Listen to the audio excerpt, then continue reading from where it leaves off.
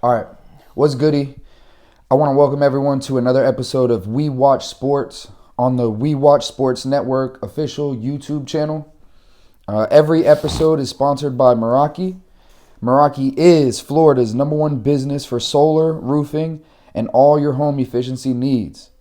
Lower your power bill today with no out-of-pocket costs. It's super easy to qualify. We do re-roofs, HVAC, heating and AC, pool pumps, solar, water filtration. Call, text, or email today to set up your free 10-minute consult. Today we got the Mavs and Tennessee Titan fanatic, John with me. Atlanta Braves. Oh yeah, Braves fan too. Did they win the championship this year? I'm not going to talk about it. No, they didn't win. That's right, they didn't win. I'm damn Phillies. Can't stand them. Bro, it's crazy. Do we have any baseball fans? Is there, do people watch baseball during the regular? I'm actually curious about that. I know my mom does. But People watch baseball. Not as I don't think as much as... it's definitely the older crowd though, right? Older crowd, no, but I know a lot of Hispanics who watch baseball. That's true. Hispanics, Black people probably don't watch a lot of baseball. Hispanic people I got watch black baseball. tendencies, bro. I'm not watching no baseball, bro. But Hispanic people watch baseball. So we got a lot to talk about today. I'm going to have it right here on the screen, but we're going to talk about the NFL. We're going to recap the Chiefs, Ravens, 49ers, Lions. We're going to talk about the recent burst in scoring in the NBA. I don't know if you're a fan of it. We're going to go over it. Trades that we think are coming. The MVP race. I want to talk about the 65-game rule for all NBA awards, if that's bullshit to you or not. And a little bit of podcast stuff. So first, let's go through the Chiefs and the Ravens game, man. I know you watched it because we were talking about it. Yeah, I watched both games. I was a Ravens. I thought the Ravens were going to win, bro. I thought the Ravens were going to smash them, and that's not what happened at all. That's not what happened. No, I honestly thought both games would be good. The Ravens-Chiefs game wasn't greatly entertaining, but it's football. No, it wasn't. It's football. It wasn't great. It wasn't a lot of scoring.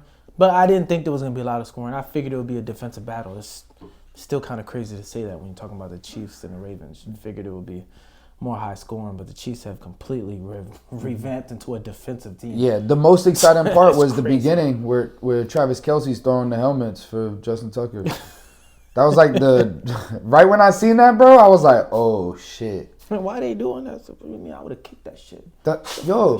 You seen what Justin Tucker said? He's like, they were taking it kind of serious. It's like, that's why they won the game. They're trying to warm up this shit out of here. Right? They're over there trying to kick balls, bro. Get that shit out of here. That's exactly why they won the game, though. They took everything they took it to heart. They didn't win that game because of that. They won the game because they got Patrick Mahomes. At the end of the day, I'm at the point now where it's just like, there's not a hating bone in my body when it comes to Patrick Mahomes. Nah, he's the greatest quarterback of all time. When I was younger, I used to hate on the greatest. I used to hate on Tom Brady because he always win. I'd be like, yo, man, can't stand these dudes. They always winning. But now it's just like, bro, people like, oh, I'm tired of Patrick Mahomes winning. I'm like, bro, I personally, I love watching him play. Yeah, I don't mind watching him play. I'm not even hating. It's like, bro, I love watching him play, bro. Yeah, I feel like I'm watching the greatest quarterback ever, bro. He's definitely got a chance talent-wise.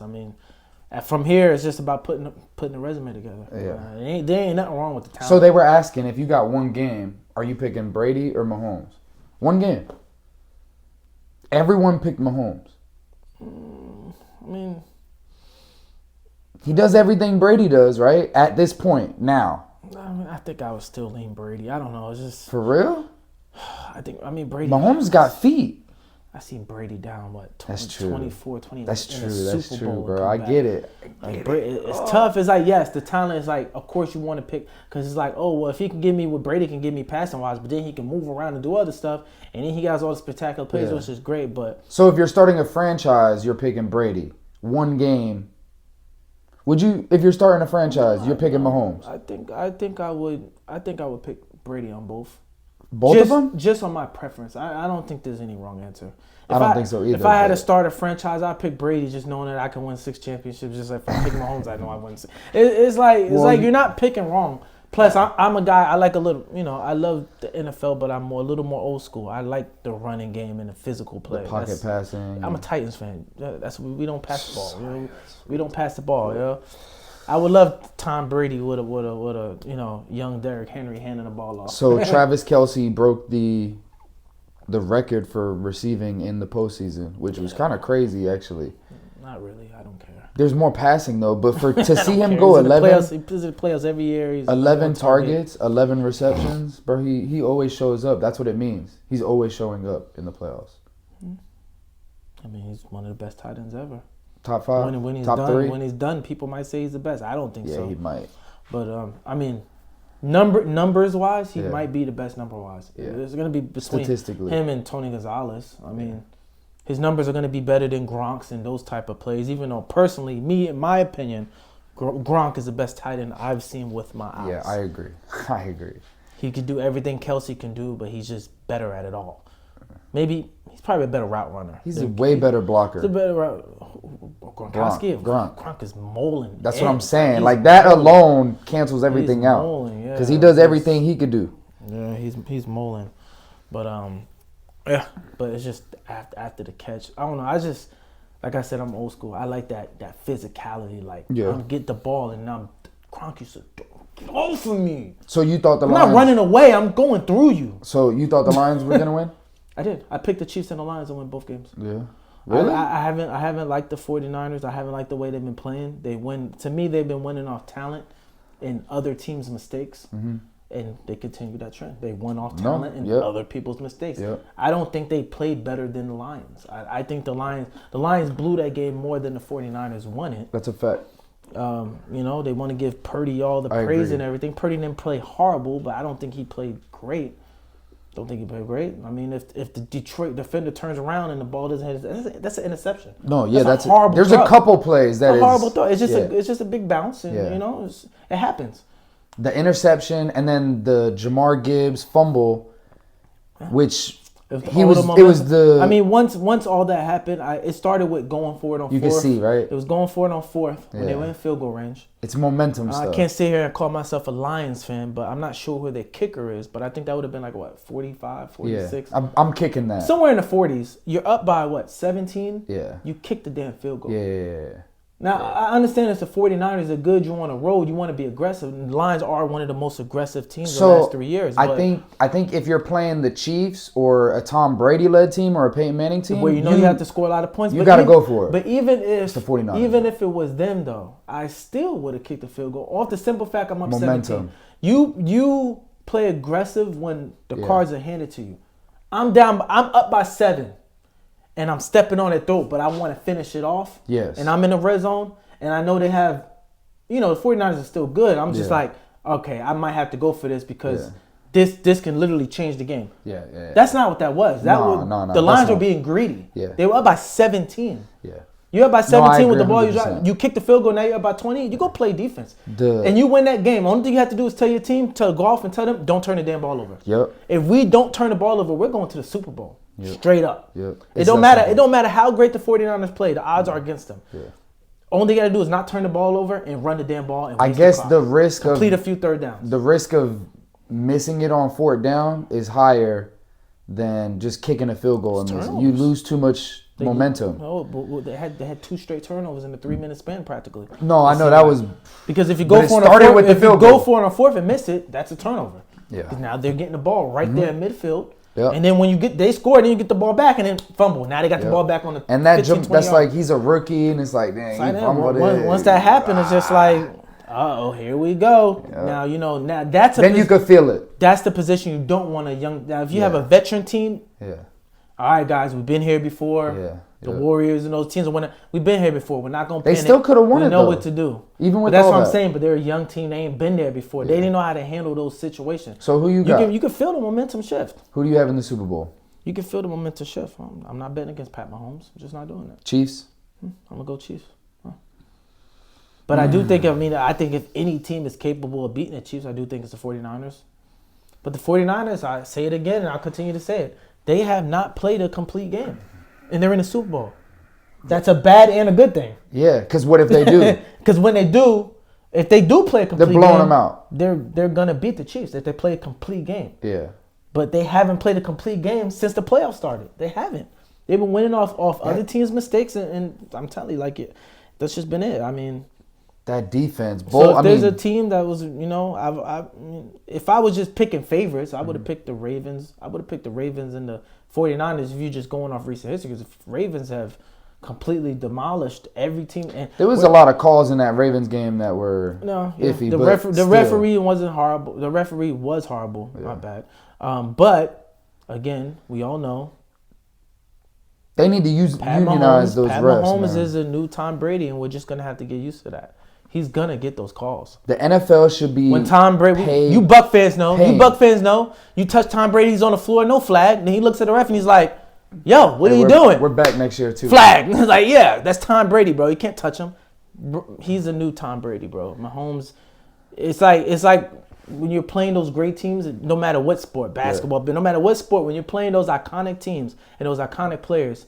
You're not only playing the team, you're also playing the referees. Yeah. Let's be honest. You got to win by 15. Because they're going to get those calls. Steph Curry, LeBron James, they're going to get those calls. We're going to talk about that shit too. A young team or a player, they're not going to get those calls over, let's be honest, That's just the way it is. No matter what sport you're in, they're going to get those 50-50 calls because they're iconic players, they're iconic teams. So that's just the way it is.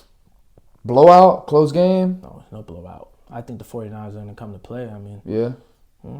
Close game? They've been here before, right? My mind says 49ers. My heart says Chiefs. I mean, that's it. So, you got to go with your heart. They always say go with your heart. So, I'm not betting against Pat Mahomes. Man, I'm not very confident, but I'm not betting against Pat Mahomes. I said it last week, and I said the same thing last week. My mind was telling me Ravens, but my heart told me don't bet against Mahomes. I remember you saying that. And I said, I'm going to stick on the Chiefs. Even though, I think the Ravens are going to win, but I'm not betting it. I was like, well, fuck, I got to see it to believe it. I got to see somebody beat Mahomes to believe it. And the only player I've seen or a team that consistently feels like they got their number so far is really the Bengals. Yeah, the Bengals. Joe Burrow. That's the only one that's really beating Mahomes. It's just Joe Burrow. Josh Allen, Lamar Jackson, and I like Lamar. I like Lamar Jackson. But speaking of that game itself, the game plan was stupid. Dumb. You're trying to turn Lamar into a drop back passer. Let him use his legs more. Every time he drop back, I'm like, bro, take off. Take off. I bet you that's often because they knew it. Like, take off. He's and not you see, doing he even has some lanes or even some runs that feel like, he probably could have done a little more. 1, 2. I'm like, take off. You know what? 3. I feel like that's coaching. I feel like that's media. I feel like it's fans like, running quarterbacks can't make it, so he's trying to prove a point. He's trying to. If I'm the Ravens, I'm coming in. I'm like, this passing shit ain't working. Bro, Lamar, please. We're gonna go back to the old Ravens. We're doing design runs. Yes. We're doing all of that. Like, fuck it. We gotta run the ball. That's our bread and butter. That's what got us here. That's your elite skill set. Yeah. Is using your feet. Take off Lamar. Fuck all those people who be like, Lamar's not a great passer. He's not a great passer. So what? He's a great quarterback. Don't matter. He's an elite quarterback. Not a great one. He's an elite quarterback. We need bully Lamar. You have different types of quarterbacks, and he's just an elite. He's the best running quarterback I've ever seen with my eyes, and that includes Michael Vick. He's I don't know if he's straight line faster than Mike Vick, but you're talking about elusiveness and left to right, juke moves. Lamar's just on a different level, bro. He's way better than Vick was just straight. A lot of his stuff was just straight speed. Yes. Lamar is LaShawn McCoy jump cutting and like you can't even touch that man. Yeah. He does need to stop doing. I don't like it when he runs backwards. It's just very scary for me as a. Yeah. This is like, bro, why are you running 10 yards backwards? You're just asking for something bad to happen. Yeah. Like the time when he ran backwards and he tripped over the referee. It's not his fault, but it's like that's kind of shit that happens when you're running 20 yards back. I know you're faster than everybody, but try to run forward. All right, let's get into some basketball stuff. You want to talk about the scoring? Luka dropped 73. We could probably talk for hours about the Luka Dallas Mavericks stuff. And B dropped 70. It's 70 to new 50. No. 70 to new 60. Why is everyone getting so many points? Is there no hand checking? I think the 70 is the new 60. Do you like seeing all that? It goes by tens. Do you like seeing these big 70-point bursts? Of course we love seeing it. And if you don't, you're lying.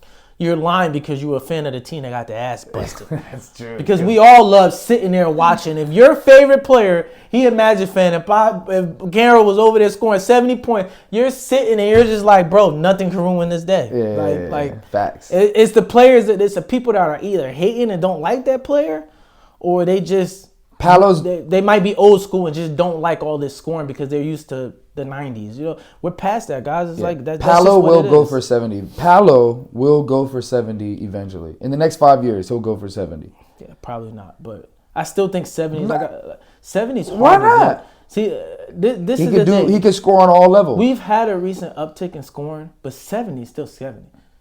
It's Okay. only been in my lifetime. I've only seen 4 games. 4. Booker. I've been watching basketball since I was little. What, 1999, when the Spurs won it and Knicks was in the fight. That's probably when I really was starting to watch basketball. Yeah, same. With my eyes, I've 2000s. seen 4 games of 70 or more. So I don't know whether we see these games all the time. No, we do not. Who? Kobe's. Kobe's 81, Yeah. Booker's 70, Yep. and B's 70, Yep. and Luka's 73. That's 4 games. Dame had How many- 71, didn't he? Dame did have 70, so Yeah. 5. Yeah, that was last year, actually. Yeah. He did have 70. So 5 games. And how many games in the season? 82. Well, the Times stat that. was- So stop saying that this happens a lot. It doesn't. 70 does not happen a lot. The stat was it's happened like I forgot what it was. It's just that it's happened twice in 1 week. So it's like, oh damn, is it really that special anymore? Well, it's never. It only Clearly happened in the special. last 25 years. It only happened like twice. So once or twice. Yeah, but it's still. I It just is think, picking up a little bit more. But refereeing does have a lot to do with it. Of course it was harder to do it in the 90s or whatever. I'm not saying. Oh, yeah, I'm not hand saying it's checking. easier. I mean, the defense. It was just a different type of defense. But I hate when these people, you would think they get paid all this money and they know more about basketball, but sometimes they just say ignorant shit. Yeah. Like I see Stephen A. Smith on it, and they like, it was Atlanta Hawks is trash, and they just, they just letting them score, and it's just one-on-one coverage the whole game.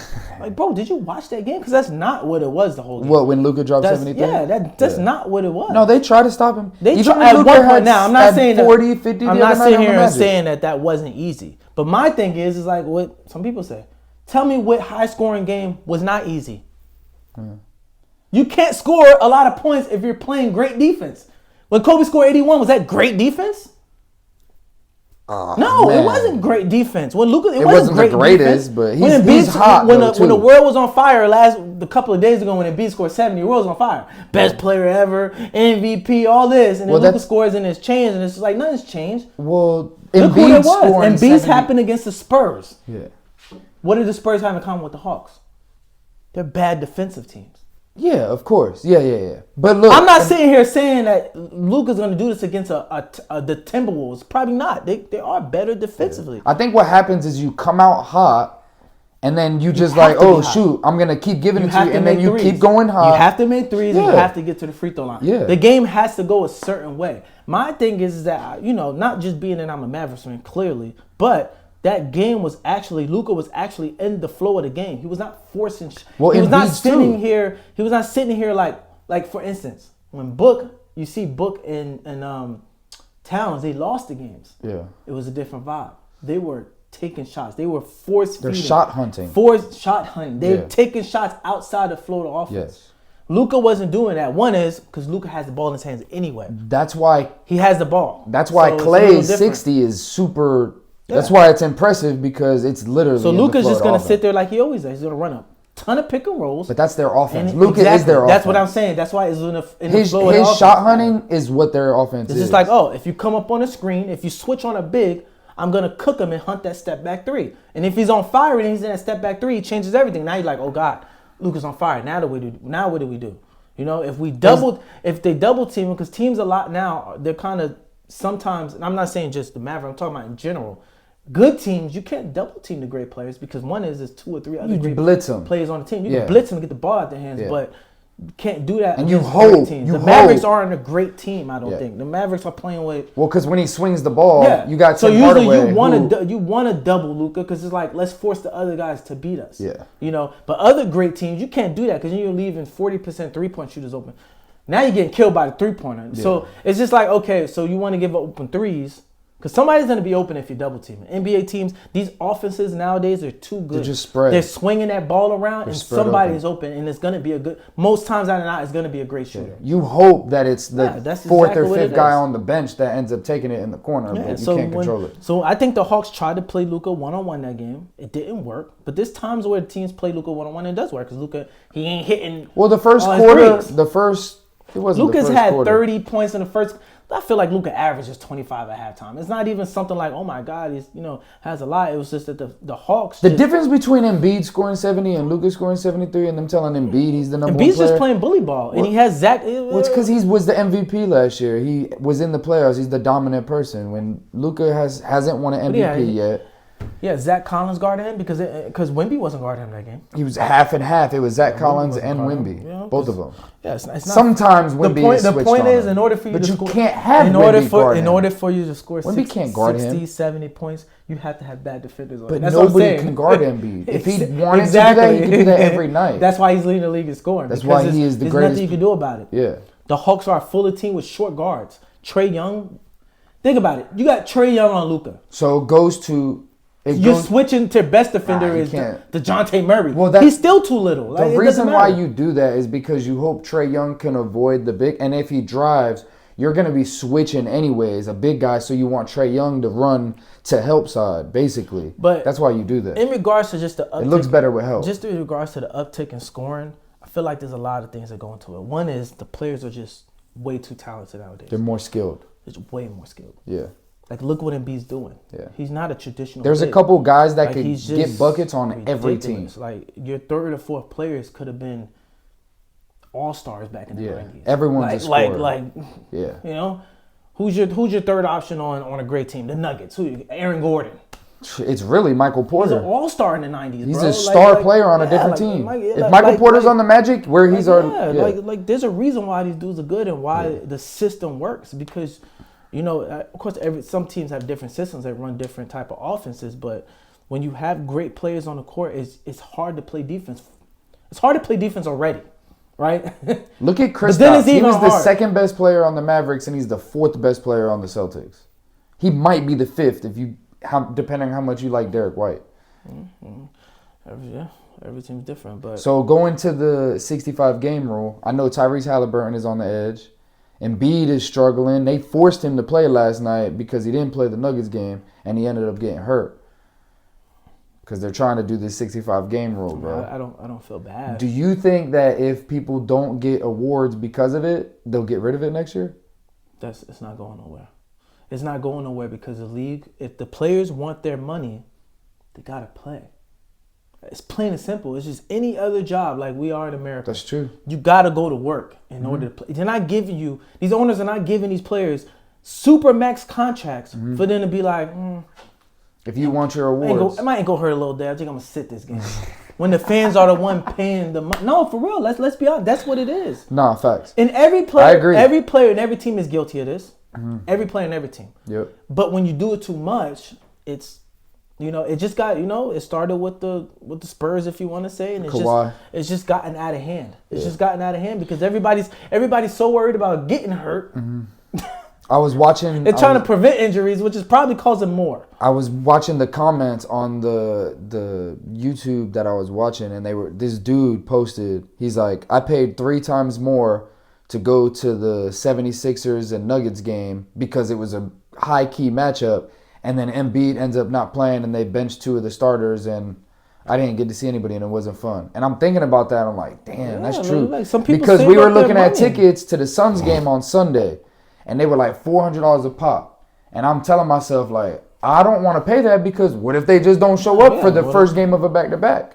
I'm like, I don't want to pay $300 extra money for no reason, bro. Shit's stupid. Like I said, it's not all players are all things, and I do think players deserve rest time. The goal is to win championships. So as a fan, you don't want your players just dying in the regular season. You do want them to get some rest. We used to play basketball all day, every day. But that's why that's 17 games that they're practically giving you 17 games to figure it out. You don't even practice no more in the NBA. Everyone talks about it. You don't practice. You're flying on private jets. You do compared to the dudes in the 90s. But catering. The dudes in the 90s played 82 games. That doesn't make sense, bro. Doesn't make sense. We're more evolved now. We're bigger, stronger, faster, better medicine, better everything. But it seems like injuries are up. So everyone's panicking because it's like, oh, why is there so many injuries? It's because you're not playing. Well, I mean, I also think just evolution has a lot to do with it too. The players are just different nowadays. Look what 7-footers are doing compared to what 7-footers were doing last. That's not normal.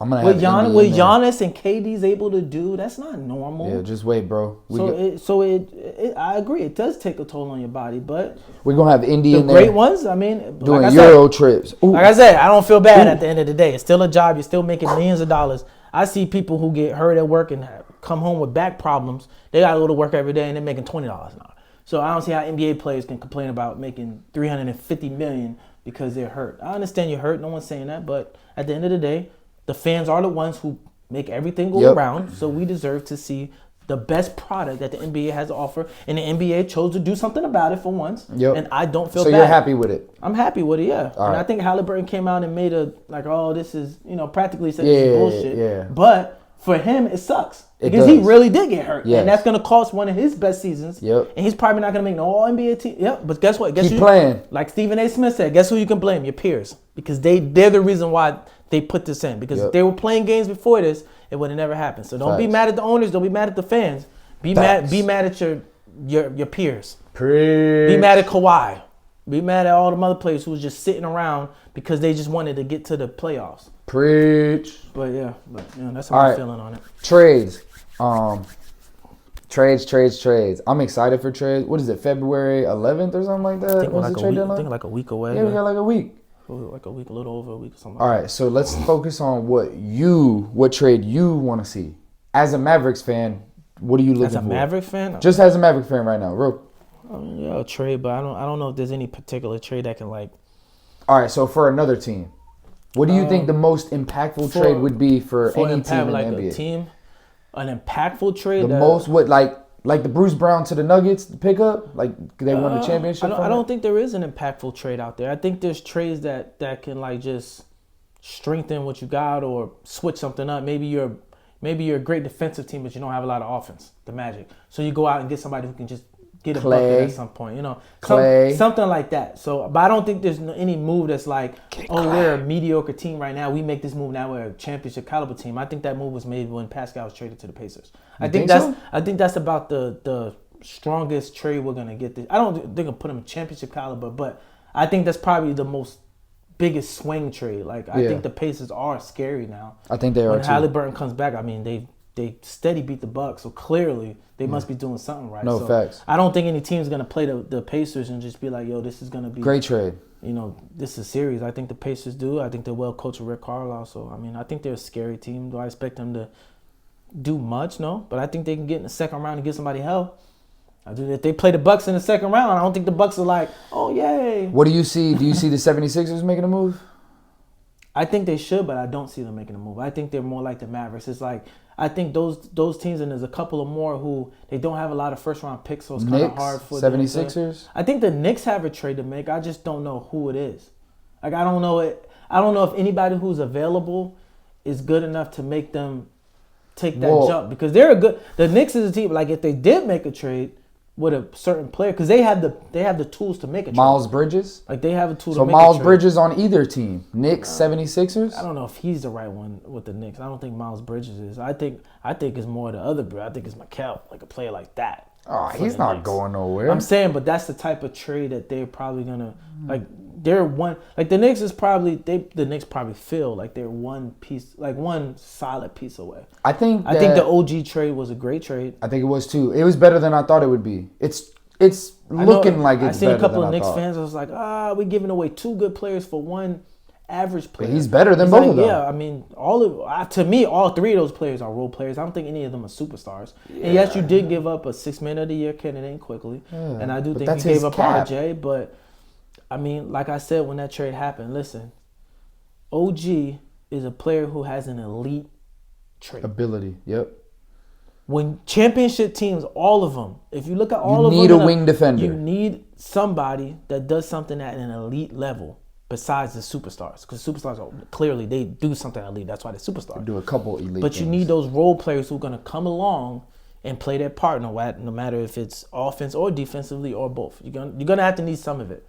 Last year it was Bruce Brown for the Nuggets. The year before that was Andrew Wiggins for the Warriors. The year before that it was, I don't remember. But well, the Nuggets had a bunch of roles. They had a superstar. Yeah. They had a clutch pick and roll player. The Nuggets literally played, if I'm not mistaken. They got a lockdown defender. They got a sniper. Because they're starting five is They got hustle players. Because they're starting five is so good. If I'm not mistaken, the Nuggets damn near played a 7-man rotation the whole playoffs. Yeah, 7. Maybe a little bit. Sometimes of 8. They weren't going deep. Brown, I mean, the other white most Brown. championship caliber teams usually go with an 8-man rotation. But you see teams go to a little bit more now because foul trouble. Nah, I'm way the way that the damn Knicks have been playing after the OG trade, it's way better, bro. I just think they're a piece away. Like, I believe that if the 76ers get someone like DeRozan, bro, if they can land DeRozan, he's an upgrade from Tobias Harris. He's a bucket getter. He's someone you could go to. So now you got Embiid who plays all levels. I don't think he's that. You got Maxey who's up and down, and you got DeRozan who is just a bucket. He could get a bucket, bro. And he plays that mid-range stuff. I just think DeRozan, he's better than time. Do you trust him more than Harris? The game style is not that he's not an all-star in his league. He's probably still an all-star caliber player. But his game style is just hard to fit that in a 2024 I'm talking about in the playoffs when the game slows down. You got a long 6'9" guy he's manageable on defense. He's been in moments before. He wants it, and then he can get a bucket. He's your third option though, bro. It's not your first or second. If you're the Sixers, you feel like you got Embiid, right? You got Maxey, who you have to max out. He's going to demand a max contract, right? So you're going to have that slot now with Tobias Harris's contract coming up. I think he's like a 40-something. Yeah. Whatever he's making a lot of money. I'm not talking about next year. But it's coming out the books. But as a Sixers, GM, they're thinking about next year because you got to think DeRozan is on a 1 year. He's got 1 year left. You got to think about. But what I'm saying is they're going to have plenty of draft picks, plenty of things. They can go after a free agent. They can do a trade. Trade to DeRozan won't hurt that. I just don't think you waste ammunition getting DeMar DeRozan. You won't have to waste nothing. He's cheap. You got to give up something. Look, Harris. The Bulls clearly ain't giving up for free. You give up Harris. The Bulls ain't saying yes to that. Why not? It's the same thing. You clear cap space. You got to give him some. You got to attach a draft pick or something to it. Okay, so attach it, bro. If you think DeRozan can get you a championship. Personally, I feel like Tobias Harris is going to offer more. Personally, I think he's bigger. You better hope. He's about as good a defender as DeRozan. He's not known for his defense, but it's not horrible. He can play defense. I worry. He can score in a variety of ways. So I trust DeRozan more as a clutch shooter than Tobias Harris. Yeah, probably like a clutch shooter. Yeah. If you say I need a bucket, I just don't Embiid's in foul trouble. I just don't think swapping Tobias for DeMar DeRozan gets you past. You might not think so, but I think that DeRozan is an upgrade from Harris. In those playoff clutch moments, you can tell him to go get you a bucket in the third quarter. You can be like, yo, go get me 15 points. I just don't know if it's enough of an upgrade that's going to make a difference. You can't tell, bro, you can't be like, yo, Harris, I need 15 points this quarter. Go hunt shots for me. But I don't even know if DeRozan's that type of player anymore. He has the mindset to go do it for a couple minutes. Yes, he does over Harris. Harris will be like, pass. He's in the flow. That offense running through Tyrese Maxey and Embiid. Yeah, obviously, bro. I just think if they get a wing player like that, bro. Waste it. If I was Philly, I'll go after. You're not wasting anything. I think if I'm Philly, I'm just trying to shore up a little, maybe like another ball handler. You're taking the ball out of Maxey's hands. No, but you're gonna need another one in the playoffs. You can't just have one. Bro, nah. Embiid and Maxey. Who's the backup to Tyrese Maxey? Embiid will bring it up. Patrick Beverly. Embiid will bring it up. Like a trade. You talking about DeRozan, another player on that same team. I feel like will be even better, which is Alex Caruso. Well, yeah, but that's bro. They'd get both of them probably in the trade that I'm talking about. They'd probably get both of them. Right, and if you get both of them, there ain't no way. You're gonna have to attach something to it. Like Alex Caruso at this point is probably worth a first-round pick. Unfortunately, bro, you crazy. Or you're not getting them because that's just how teams are. They're MVP. Right now, you was talking about Shea for MVP. It's Embiid. Embiid's an MVP until he misses that threshold of games. Which now I agree. Now he's gonna miss. Unfortunately, he probably will miss that. I mean, he has 4 or 5 games left that he can miss, and it sucks. It sucks for probably the fan wise, but it don't suck for Embiid because somebody's gonna get it that wasn't the most valuable player that year. You can argue that, which kind of sucks. Like, damn, was he really? But We're gonna start these arguments. But I do think these 4 or 3, whatever order you have them in, I do think all of them are MVP, like legit MVP candidates. Like, you can make cases for Shea, you can make cases for Giannis, you can make cases for Embiid, you can make cases for Luka. Brunson. Like, they fall like. I mean, I did top 4, but Brunson's in. I mean, but once you start getting to 4 or 5, it's like we know they're not going to win it. So why even mention it? Do you think Brunson is we can debate it? I think there's other. Do you think it's debatable? No, I think there's other candidates that's okay. higher on the list than Brunson. You know what I'm saying? I agree though. Embiid should definitely get it. If not, I can see why Shea would get it because they're well, it's good, just like for instance, let's say Embiid is out. We all agree that Embiid's probably going to win it if he plays the rest of the season. He should. If he doesn't, now you're in a race with Shea, Giannis, and Luka, right? Right now, that order is depends probably on who's that order is probably 2. Well, Shea is definitely 2. There's no arguing about that. His stats. It's gonna come down to record. It's gonna right? be stats and record when it comes to relay. So unless Luka and Giannis, well, Giannis is there with the record too. Unless it's gonna take a big second half and winning for Luka to get above those guys. It's gonna take SGH to just continue where he's on. Nothing special. He don't have to do anything special. Giannis is probably gonna have to make up some ground doing something. So he's gonna have to have a 60-point game, but it's gonna have to come in a national televised game. He's gonna have to come against a marquee player. Like, you have to have those moments. Like, Luka scored 73 and B scored 7. Those are moments. The NBA likes storylines, so it's gonna come down to the last 2 weeks of the season, the big marquee matchups. Just like when Embiid and Jokic played, so I was like, okay, it's a story. This right here is gonna tell us who the MVP is. Last year, that's exactly what they want, and Embiid did it, and that's why he won MVP because he. So rookie of the year. Rookie of the year right now is Embiid to me. I had Shea for a long time. I mean, Chet. I had Chet for a long time. Just off the simple fact that he was putting up the stats, but it also was consistent to and contributing to winning for the Thunder. I mean, the Thunder is your Sacramento Kings of last year. They're coming out of nowhere. Number 1, floating around number 1, 2 in the league. I think they're 2 right now because I think the Timberwolves beat them. So because Shea is so good, you're saying that Chet's numbers are a little bit. Is that why? Because if Shea's not in the MVP race, does Chet get a little bit more push? Because he's on a good team, like right? I said, the reason why I have Chet above him because their stats are, to me, they're pretty similar. Yeah, they're pretty similar. Wemby's a couple more points. To me, it was like, okay, I'm gonna give it to Chet because teams fighting for first in the West, and the Spurs winning is always to me. But I mean, this last month. Man, Wemby is just facts. It's the games. It's the pop for me. It's the, like we said, the moments. Yeah. The stuff that he's doing is just like, wow. He had like 35. Wow. It started that game against Giannis when he was beating Giannis shit. And you got him throwing off the backboard. You got him sham god, and you got him throwing. You know, it's just like he's just doing stuff. You know, even when him and Shep played the other day, I enjoyed a little bit of that fourth quarter when they actually was going at each other. That was very enjoyable. And I think when they went at each other, I felt like Victor was, I don't know, he's nice, bro. It felt like Victor was like, give me the ball. Yes. I'm going to show the world why I'm better than this guy. I felt like Shep was a little more like trying to play within.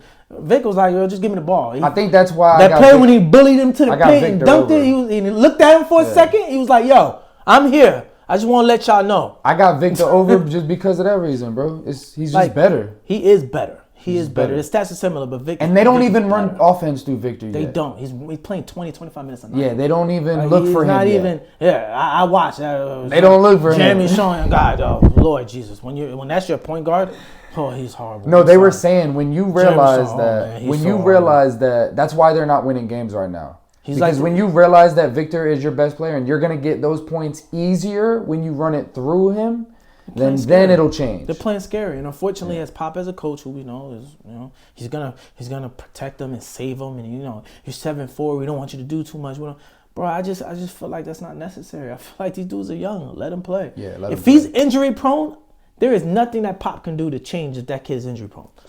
If he has a Yao Ming body, no matter what he do, he's gonna get hurt. There's nothing you can protect him from. So I think let the man play. I think the Spurs are doing an amazing job with Wemby. I don't even care that they're the worst team in the league. It almost helps me that they're the worst team in the league. It's actually fun because I can see a situation where they have Wemby. There's no way in the next 5 years he's not getting another superstar to come play with him. It's just not, bro. I'm sorry, it's happening. It's harder, whether it's LaMelo Ball, it's harder than you think, whether though, it's Jerry. It's harder than you think. You're crazy. You have a generational talent in Wemby. Look at Luka. Luka was the same thing. Bro, Look how long it took them. It's No, different, it's the bro. same thing. It's a generational talent. Nah, it's you got Greg it's hard, Popovich. It's hard to get that second superstar. It's very hard. I'm sorry, but Dallas, especially Mavericks when you're in San Antonio, are different than San Antonio, bro. It's Why? a little bit different. Why? Because the organization is just a little bit different. And I like the Dallas Mavericks. I mean, I don't think it's much difference. I don't think the Spurs have done anything recently that. I think when you're that a going player's to gonna play be with, like, oh, I don't, you know. The difference is this: is Wemby isn't gonna need the ball in his hands every possession in order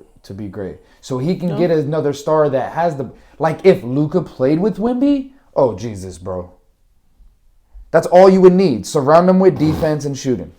That's it for the next but decade. I'm saying, but to go out and find that player though, it's hard. You can't do it in free agency. None of the superstars hit free agency nowadays. None of them, barely. Okay, That's that means it has to be a trade. That's why you're letting all these guys take these shots to get their points up. The Spurs eventually they're gonna have the LaMelo. They're gonna have the ammunition to make a trade. LaMelo.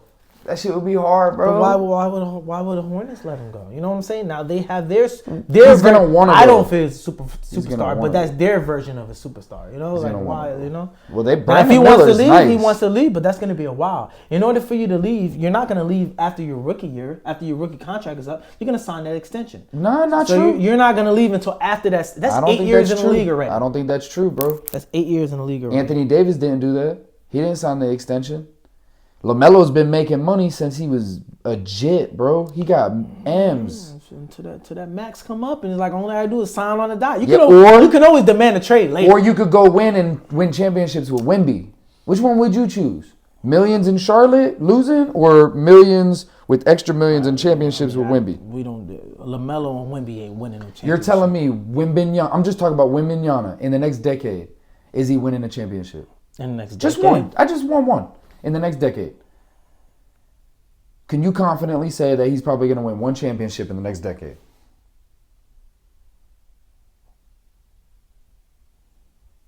I don't know.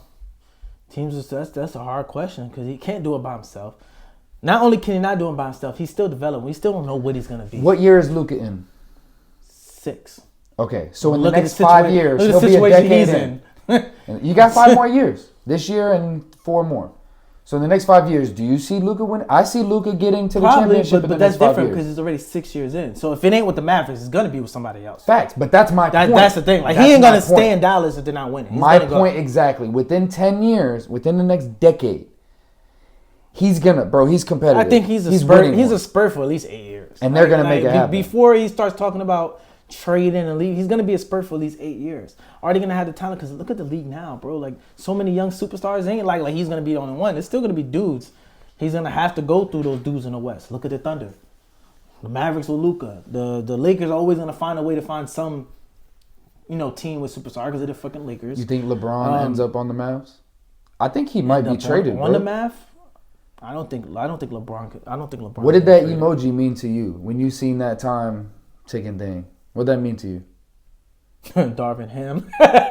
For real? That's funny as fuck, bro. He's like, yeah, this man is coming because as soon as we miss the playoffs, his ass is miss the playoffs. You're not about to miss the playoffs. You gonna fire him before you miss the playoffs, right? I don't know. Whoa. It's kind of hard. I mean, what are you replacing him with? LeBron. Let LeBron coach the damn team, bro.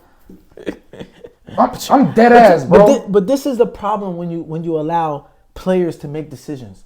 Darvin should have never been a coach. It still should have been Frank Vogel. Yes. Frank Vogel should have never got fired. There's no reason for them to fire him. Agreed. It's just that when LeBron starts losing, it's like everyone panics. Like, oh my God. LeBron's losing. Oh my God. You got to trade somebody. Somebody got to go. Something must be wrong because LeBron's losing. We have to fire the coach. We have to trade all the players. We got to do something. You must have been watching Rashad McCants, bro. You seen Rashad McCants? No, I actually on Gil's Arenas, he was saying the same shit, bro. But it's true. It's like the minute LeBron starts losing, it's and like then we say we're hating on LeBron. Everyone loses his mind. It's like, bro, relax. Y'all won a championship with this coach and these 2 players. Yeah. Change the pieces around him a little bit, okay, and get through the damn fire. Remember, you know what happened? The one person who told LeBron no, who was that? You remember? Phil Jackson. No, it wasn't Phil Jackson. He told him he had his posse or something like that. No, it wasn't Phil Jackson. The first Tyronn Lue? person to tell LeBron no was your homeboy from the Heat. Spoelstra? No, Riley? Pat Riley was the first one to tell LeBron no. And he left. LeBron went to Miami. He said, "Fire Eric Spoelstra. I don't like him." Pat Riley said no. And he's still there. And he just got 100 M's. And they did it. You see what happens when the owner says, "No, LeBron, I know what I'm doing. You play. Let me handle the team. I got you." Now look at Eric Spoelstra. One of the best coaches in the to me, he's the best coach in the league. Fuck it. To me, yeah, Popovich, but that was a long time ago. No, I could. You're talking about the last 5, 6, 8 years. I can give it to Spoelstra. The Heat steadily overachieve all the time with less talent. Facts. Yeah, Facts. damn Skippy. Eric Spoelstra's the best coach in the league in my opinion. Heat culture, baby. Okay, I know. Check me out. I watched Gilbert Arenas' podcast. He brought up a crazy point where he said, we're media, right? They're doing numbers. These people that are in front of these players after the games asking questions, they're just credentialed to get into the stadium. Can you see NBA players, ex-players, people like Cameron and Mace, people like that, big YouTube shows getting credentialed to go to games to interview after for their shows? Can you see that happening? With YouTube blowing up and sports, the sports media in the space that it's in right now. Can you see Gilbert Arenas sitting there in front of LeBron asking him questions? No, I don't see that. The players don't even like people in the locker rooms now. What's the difference? Wouldn't you rather, as a player, have Gilbert Arenas asking you a question about the game than some of this lady? Some players might, and others might not. So it's the same thing. It's like they don't. I don't think players really care for all the media in the locker room. I really. No, facts. Agreed. Yeah. But if they're gonna be there, and unless that's making the NBA so much more money, then it's just why are we changing? Now you talking about you bringing in $1 billion in revenue. Now we're talking money because that's what it's all about. Yeah. Now if bringing those people in the locker room was somehow generating billions of dollars, $500 million, then it's kind it'll definitely create more content. I think it will create more money because it reaches more people. Yeah. But I think it's gonna be happening. Be enough I wouldn't be surprised. Worth the headache. Think about the downsides of it. You can have people arguing. You can have. You see the press conferences now where these motherfuckers be talking to these damn reporters like, bro. I know, they but be you getting into a report because they ask dumbass questions. That's my point. They irritate. Sometimes they purposely irritate the players. Like they'll ask the question and be like, bro, what the fuck is this nigga asking? This is like, the fuck. It's like, yeah, we like to see it. I love watching. I can see it, bro. I love watching the other podcast stuff, but NBA ain't going for that shit. Like when Patrick Beverly retires and you got him in the locker room interviewing Chris Paul. Like, stop it. That's all we got for you guys today. Stop it. We'll see you guys again, man. We're gonna try to do this a little bit more.